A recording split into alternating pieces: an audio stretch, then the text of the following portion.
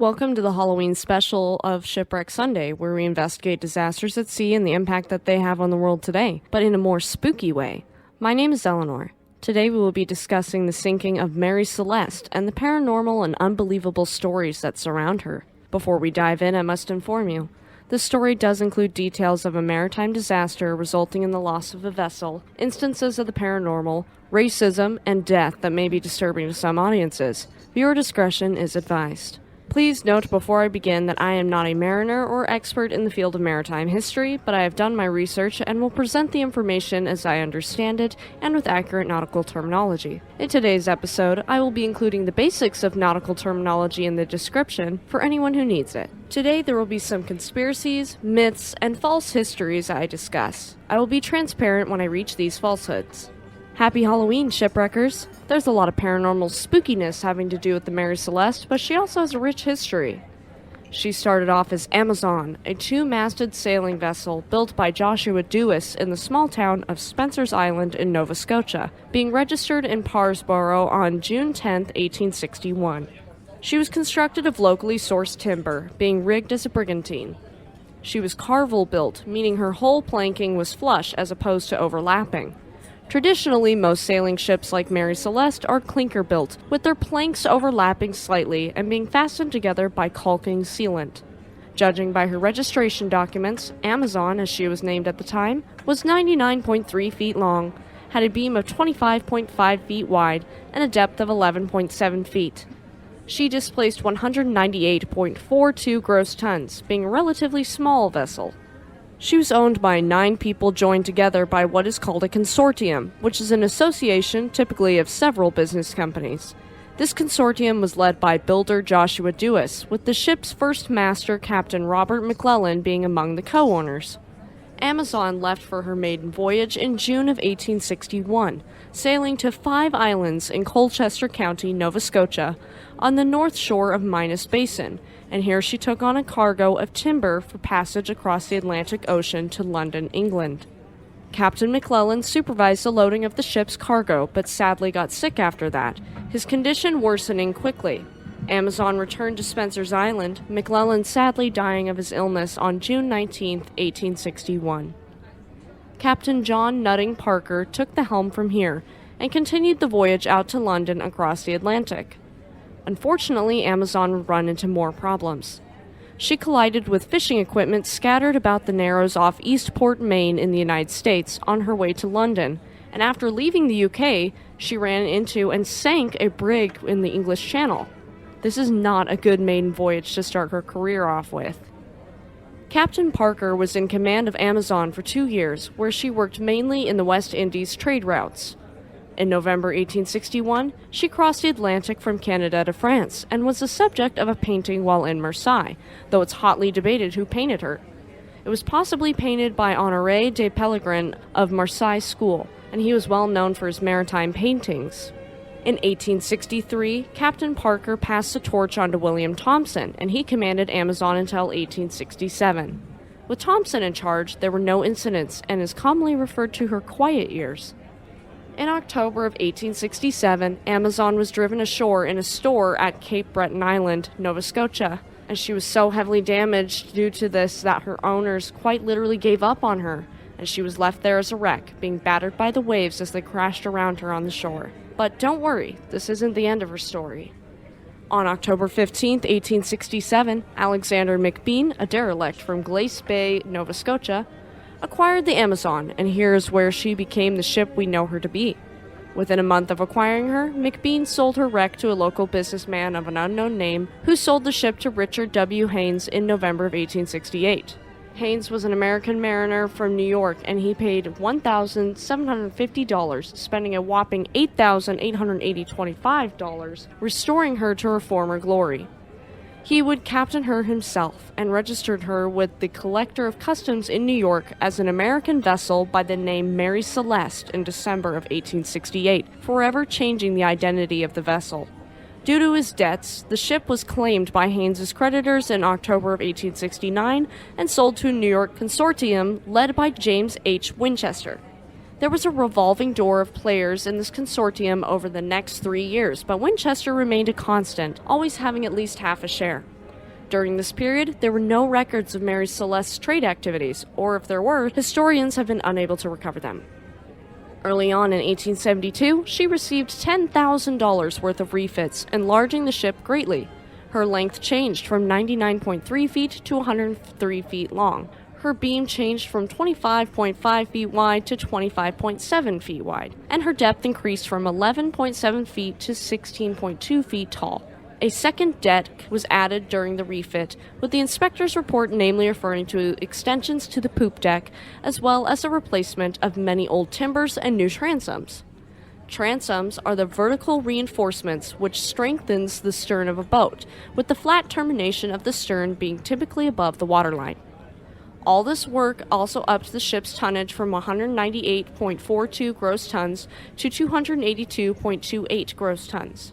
As of October 29, 1872, the 12 shares owned by the consortium were split, with Winchester owning 6, 2 minor investors each holding 1 share apiece, and the ship's newest captain, Benjamin Spooner Briggs, holding 4 shares. Briggs was a special captain for her, and if you have the time, you should look into his life. It's pretty interesting. But for this episode, we're going to skip that for now. Maybe in a future episode, we will revisit Captain Briggs' story. At Pier 50 on the East River in New York City on October 20th, 1872, Captain Briggs supervised with a careful eye as the ship's cargo was loaded, 1,701 barrels of alcohol. A week later, his wife and baby daughter would join him on the ship. On Sunday, November 3rd, he penned a letter to his mother stating his intentions to depart on Tuesday, stating in the letter that, quote, "Our vessel is in beautiful trim, and I hope we shall have a fine passage." And on that Tuesday morning, on November 5th, they did just as Captain Briggs had planned, leaving Pier 50 with Briggs, his wife and daughter, and a crew of 7 other men. From there, they moved to New York Harbor, the weather being just shifty enough for Briggs to decide to wait for the weather to clear up, anchoring just off Staten Island. There, his wife Sarah sent a letter to her mother-in-law saying, quote, "Tell Arthur I make great dependence on the letters I shall get from him, and will try to remember anything that happens on the voyage which would be pleased to hear." Arthur was her son, who was not joining them for the voyage. After 2 days' berth in New York Harbor, the foul weather dissipated, and Mary Celeste set out into the Atlantic Ocean. If you're wondering when the spookiness happens, don't worry, we're getting there. This is just the beginning of that. Before we get there, I have to lay the scene just a bit. There's a second ship in this tale, and her perspective is important.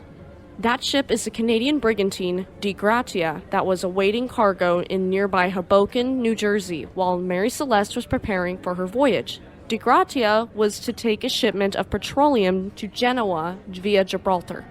Captain David Morehouse and First Mate Oliver DeVoe were not only native Nova Scotians, but also highly experienced and incredibly well-respected seafarers.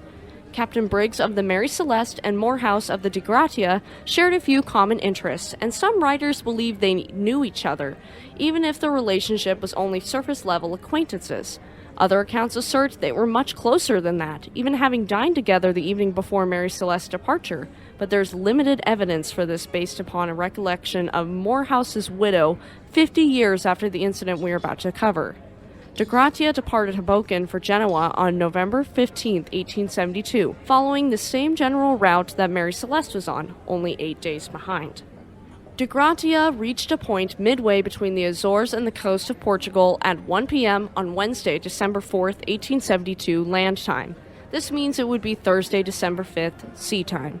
Captain Morehouse's shoes tapped against the wooden deck of his ship as he came up, and the helmsman, or the person who steers the ship using commands given by the captain, reported seeing a vessel 6 miles in the distance bobbing unsteadily toward Disappearance. The ship in the distance was moving erratically, and because of this and the odd set of her sails, Morehouse started to suspect that something was not right with the vessel he was looking at, a pit forming in his stomach. As they drew closer to the vessel, he noticed no one on deck, and he received no reply to any of his signaling. From there, he sent First Mate DeVoe and Second Mate John Wright in a ship's boat to investigate. As DeVoe and Wright bobbed up to the ship, they looked up at the stern and caught the name of the vessel splashed across the side of it.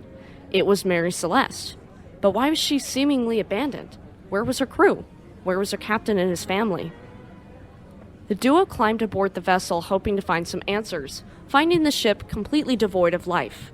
The sails were partly set and in rough condition, some even just missing altogether, and a lot of the rigging looked like it had been damaged, ropes hanging loosely over the sides and flapping in the wind. The main hatch cover was secure, but the fore and lazarette hatches were open, their covers laying next to the openings on the deck. The ship's single lifeboat was a small yawl, which is like a sailing vessel, with yawl referring to either the type of rigging, type of hull, or the purpose that the vessel holds. It had been stored by the main hatch, but was curiously missing, and the binnacle holding the ship's compass had shifted and the glass covering it was broken. In the hold, the pair found about 3.5 feet of standing water, which is significant but not necessarily alarming given the size of Mary Celeste. On the deck, the pair also found a makeshift sounding rod, which is a device used to measure the amount of water in the hold. In the first mate's cabin on Mary Celeste, DeVoe and Wright found the daily log, its last entry dated at 8 a.m. on November 25th, 9 days earlier. It recorded Mary Celeste's position off Santa Maria Island in the Azores, nearly 400 nautical miles from where she was now. This puzzled the pair, and they continued searching, finding the cabin interiors wet and untidy from water that had seeped in through the doorways and skylights, but otherwise everything looked reasonably normal. In Captain Briggs's cabin, they found personal items everywhere, including a sheathed sword under his bed, but curiously much of the ship's papers were missing along with the captain's navigational tools. Galley equipment was still neatly organized and put away. There wasn't any food prepared or half prepared, but instead it was in stores, and there was no obvious signs for why the ship was abandoned. No signs of fire, violence, or that the ship was sinking. All they knew was the lifeboat was missing, and the entirety of the crew aboard Mary Celeste was gone. When DeVoe and Wright returned to Gibraltar, they told Captain Morehouse. Now, before you roll your eyes at this next part, just keep in mind that 1872 was a very different time, and so if an abandoned vessel like this one could be successfully taken ashore, whoever found it could get a lot of money for the salvage. Seeing dollar signs, they decided to tow Mary Celeste the 600 nautical miles into Gibraltar. Morehouse divided his crew of 8, with himself and 4 crewmen on his ship, and DeVoe and 2 others on the Mary Celeste. Although the weather was calm, both ships were undercrewed and it slowed the progress dramatically. The crew of Gibraltar reached Gibraltar on December 12th, with Mary Celeste arriving the following morning due to a heavy fog she encountered. Immediately, the ship was impounded by the Admiralty Court to prepare for salvage hearings. These salvage court hearings commenced in Gibraltar on December 17, 1872, under Sir James Cochrane, who was the Chief Justice of Gibraltar. The hearing was conducted by Attorney General of Gibraltar and Advocate General and Proctor for the Queen in her Office of Admiralty, Frederick Solly Flood, and he was described later by a historian of the Mary Celeste affair as a man, quote, whose arrogance and pomposity were inversely proportional to his IQ, and as, quote, the sort of man who, once he had made up his mind about something, couldn't be shifted. And this is who was overseeing the inquiry into Mary Celeste. Just fantastic news. Due to the testimonies from Wright and DeVoe, Flood did have his mind shifted to one conclusion and one conclusion only. A crime had to have been committed aboard Mary Celeste, and alcohol, which she was transporting, had to be involved. To be fair, that's entirely possible.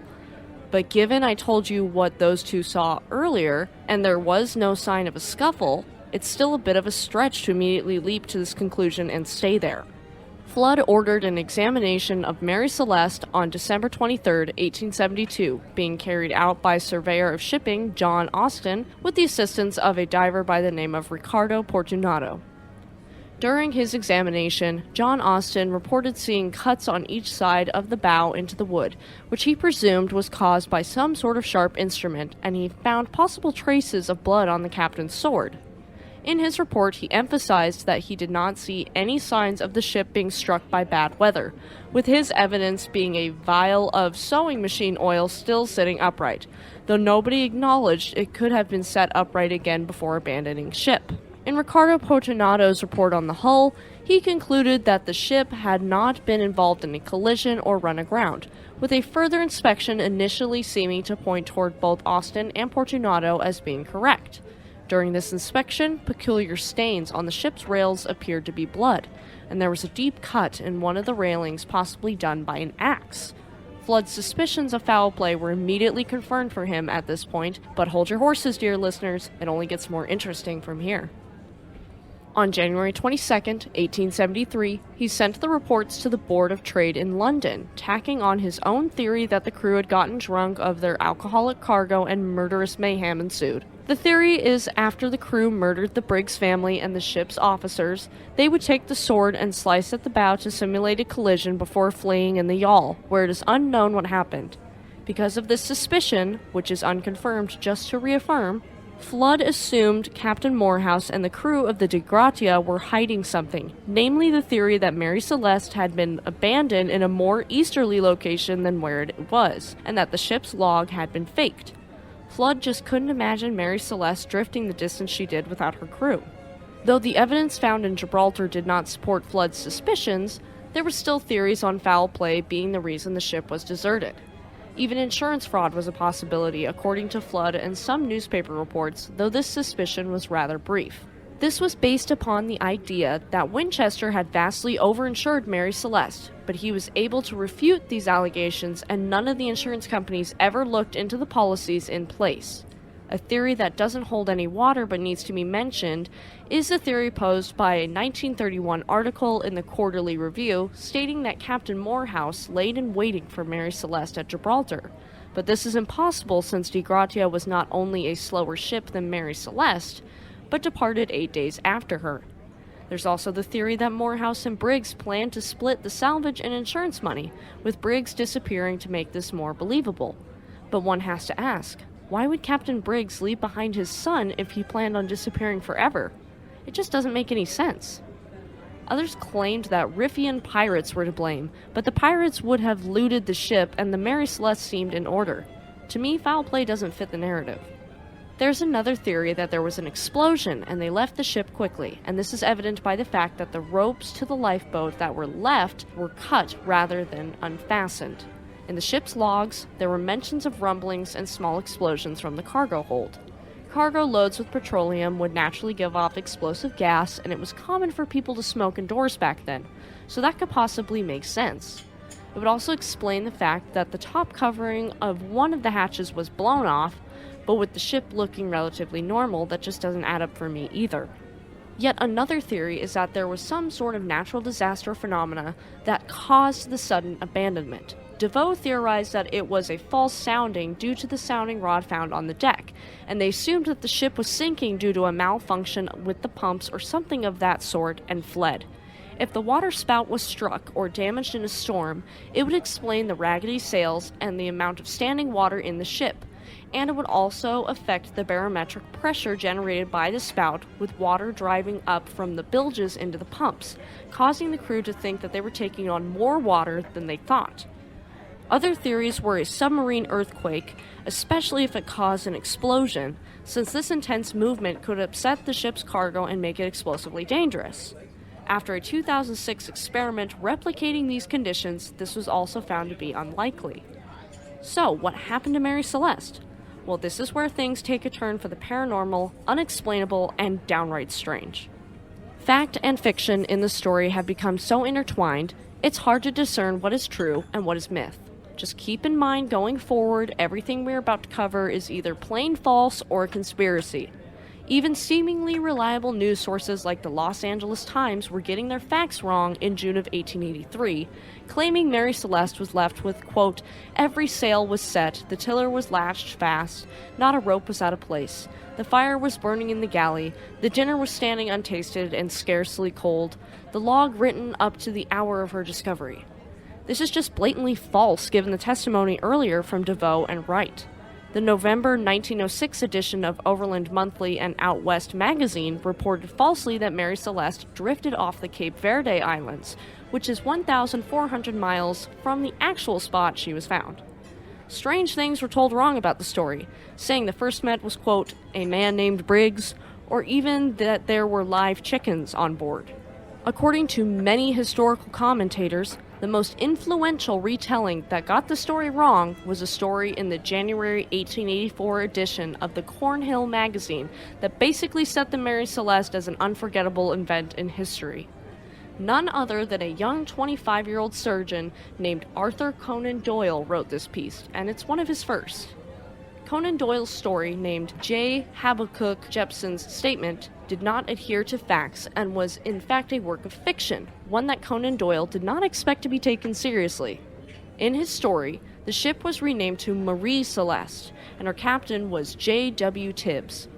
In his story, the voyage was from Boston to Lisbon in 1873, with the vessel transporting passengers, with the titular Jepson among them. Just warning you, Conan Doyle is a product of his time, and so there is some racist themes and stereotypes we're about to get into, mainly the archaic stereotype that blacks hate whites or are evil.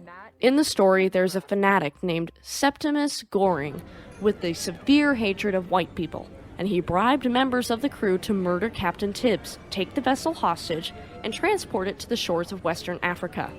The rest of the ship's passengers are killed, except for Jepson, who possesses a magical charm that is highly regarded by Goring and his goons. Though the story was not true, the U.S. consul to Gibraltar was intrigued enough to wonder if any part of the story could possibly be true. There are a couple of other stories that are pretty similar of false witnesses giving false testimonies that were easily disproven, but damn it, it's a Halloween special and we are here for the freakiness. So let's dive into that. Chambers' journal of September 17, 1904, stated that the entire crew and Briggs' family were plucked off one by one and eaten by a giant octopus or squid, leaving the ship to bob in the waves. This was the time of sailors telling tall tales of sea monsters, and it's unsurprising this was one of their theories. As we know, giant squid are huge and can be aggressive toward people, with the Natural History Museum in London even claiming that they can reach up to 49 feet in length and are known to attack ships. The biggest reason this can't be true is because of the missing lifeboat and the captain's navigational tools missing from his cabin. Some even lean into the paranormal, with an undated edition of the British Journal of Astrology describing Mary Celeste to be, quote, a mystical experience, connecting it to the Great Pyramid of Giza, the British Israel movement, and even the lost civilization of Atlantis. Even some claim that her crew was lost in the Bermuda Triangle, though she was found nowhere near it and never ventured there on her final voyage. Basically, the theory is the crew traveled to a different parallel universe, dimension, or different plane of existence, or that they ended up wherever the city of Atlantis is. This is highly unlikely, but so interesting and strange all the same. There's even conspiracies that a UFO appeared in the sky above the ship in a flying saucer and beamed all of the crew and passengers up into the spaceship, flying away into the night and leaving us all to wonder what happened. Please remember that these are merely myths and fantasies people have created, and we are sharing them just because they are interesting and not to further perpetuate lies. The crew of Mary Celeste were real people, and it's tragic that they were lost. Mary Celeste did go on to have a career after she left Genoa on June 26, 1873, but she was cursed for many, and she never had a successful career. She would be wrecked intentionally on a coral reef, the Roquelaure Bank near Haiti, on January 3, 1885, for an insurance payout that never happened, and she has remained there ever since. Only a few bits of timber and metal artifacts were salvaged, with the rest of the wreck being lost in the coral. There she remains, part of the reef now.